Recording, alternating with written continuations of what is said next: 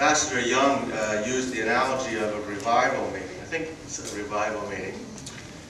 In our tradition, we would say a Zionist convention. There's an apocryphal story, at least I hope it's apocryphal, of one such meeting where the featured speaker was Rabbi Abba Silver. And there were a lot of warm-up speakers before he was called upon for the main address. And he was brought up to the podium a little after 11 o'clock in the evening. And he said, well, I'll give you my main address. It's, in my terms, 1750 Euclid Avenue, Cleveland, Ohio. And then he had the good sense to leave. It's not 11 o'clock yet.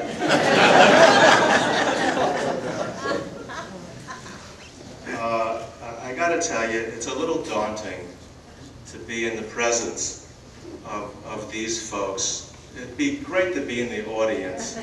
It's really scary to be sitting up here with them.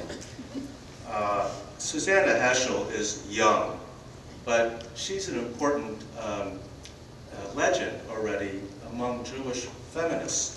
And those of you who have an orange on your Seder plates know what I'm talking about.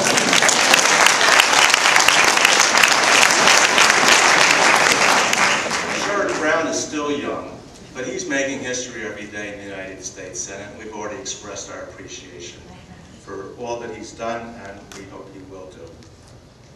And then I get to to Marvin.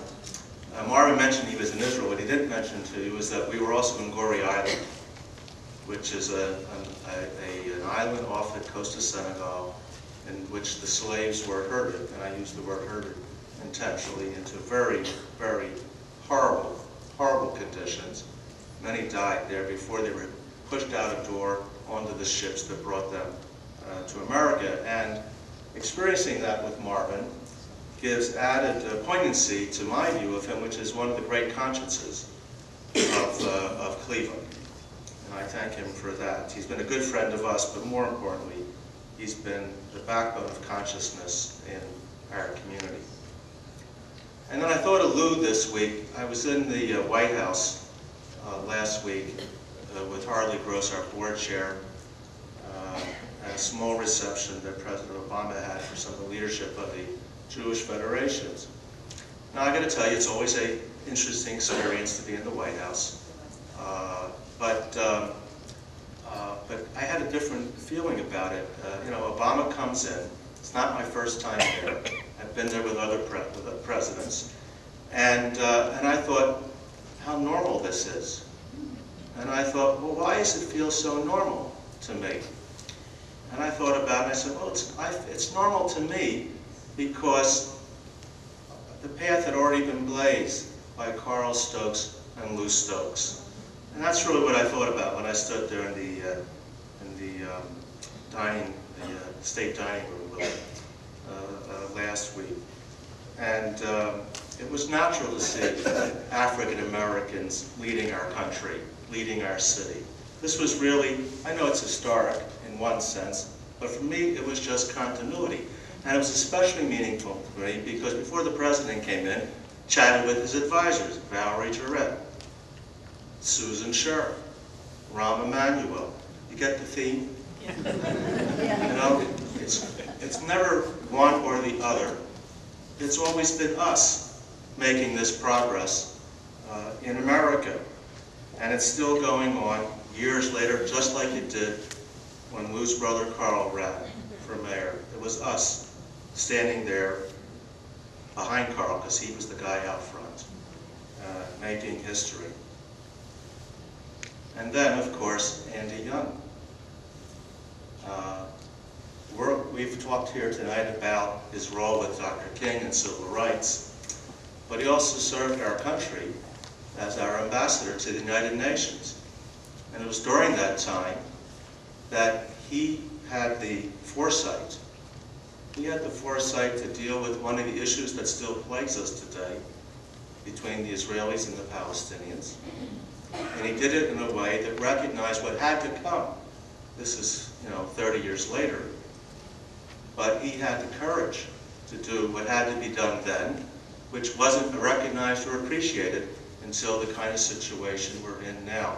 And really, all of the people that are on our panel tonight, with the exception of me, are folks who know what it is to stand up and speak what we all talk about, truth to power, when it's not easy, when it's not convenient. And that, of course, was the ultimate legacy that we celebrate tonight of Dr. Heschel and Dr. King. As a teenager, I experienced it, and I found it very confusing. The Civil Rights Movement, I got it. I understood the basics, the injustice, what had to be done, what had to be fixed. But when Rabbi Heschel veered off into Vietnam, I found it a little confusing. And when Dr. King veered off into getting involved in strikes of garbage men, I didn't quite get it. I didn't make the connection. It took a while to make the connections, but ultimately it's about speaking truth to power in the various ways that injustice are occurring. And as Reverend McNichol and Ambassador Young said, very passionately and very convincingly, it can't stop. And that's the real message about tonight. We go forward. We draw upon the strength of these memories. We take courage from the living legends with whom we enjoy life, but then we just have to keep going. We have to keep making the changes, and that's what we're doing in our community today. We're building bridges. As a community, we know that we have to continue to fight discrimination and bigotry. And we do this as a Jewish community today, concentrating on our youth, providing them opportunities to meet and get to know one another, to addressing program gaps in education through our partnership with the Cleveland Metropolitan School District. The past year alone resulted in weekly tutoring sessions between over 300 students with 200 tutors. We do it today when we do networking and business opportunities to make equality real. And it's done when we introduce safeguards in legislation so that when things do go wrong, there are mechanisms to address the issues through expanded hate crimes legislation that was just passed. We have to work together to further our common goals.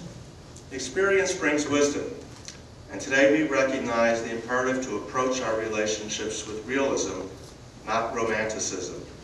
And we recognize the need to continue to build bridge and to continue to pursue civil rights no matter how difficult it may be. In the 60s, we often think that they were the heyday of relationships between our communities, and yet there were also times when there was conflict between our communities. But yet we have found ways to continue to work together to make this a better country, and then to try to make this together a better world. So today, we commit ourselves to continuing to heed the call of President Obama to greater, deeper, and more real engagement. And we commit to continuing to work together towards the common good and to finding ways to do so in ever more meaningful and effective ways.